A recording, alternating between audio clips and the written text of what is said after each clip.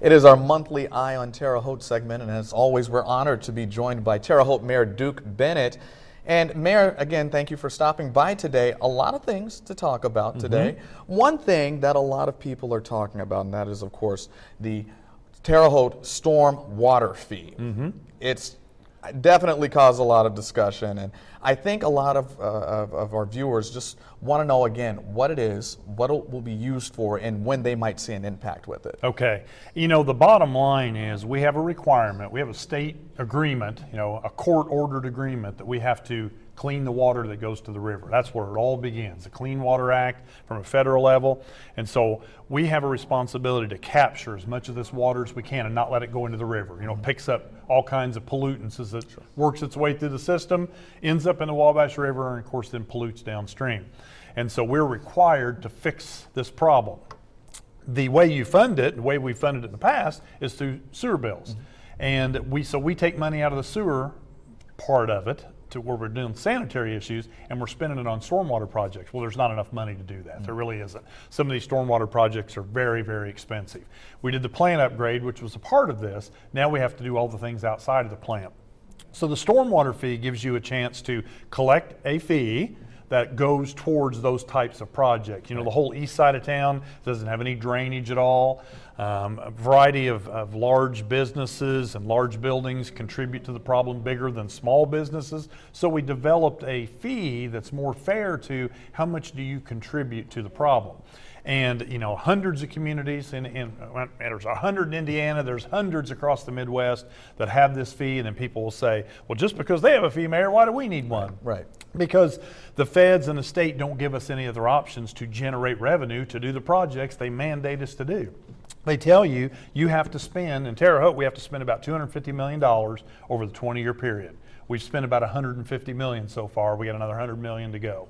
And we have no choice. You don't get to say, well, we're not going to do it. And so this fee will allow us to then fund those projects and be in compliance with the state, the court-ordered judicial agreement we have, but also then put us in compliance with federal law.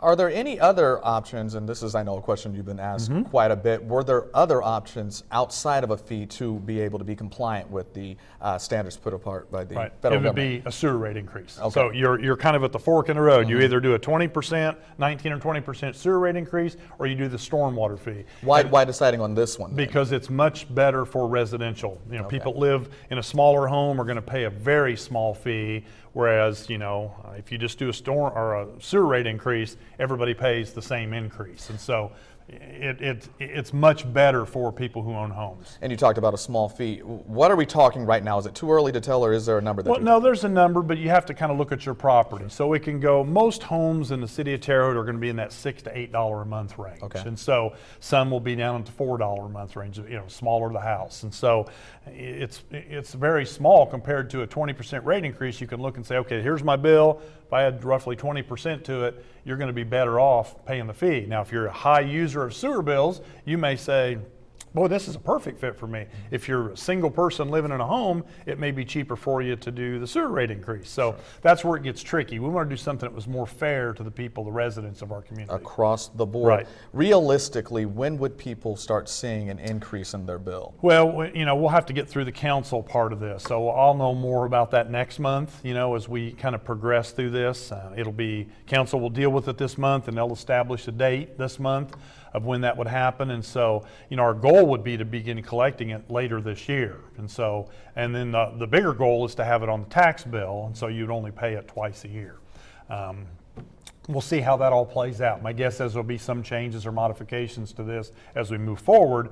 We have to collect a certain amount of money. How we get there, you know, there's some flexibility. And you mentioned that the council still has to vote on this. If people want to hear more about this in a meeting form, or if they want to voice their opinions about this, what's the best way for them to go about doing that? Well, and they have been. So I think they've all figured out how to do that. But on the city council meeting on the 14th, there'll be a public hearing there at that time when the ordinance is introduced to them and the discussion begins. And then, of course, then the next meeting on the 21st. So that's really the two big opportunities to, you know, hear what's going on and share the concern. Absolutely. Well, Mayor, I know we spent a lot of time on this topic, but it's a big one that a lot of people, as we said before, are talking about. So we definitely appreciate you breaking it down for us and helping us to understand it, Mayor. Thank you so much for stopping by.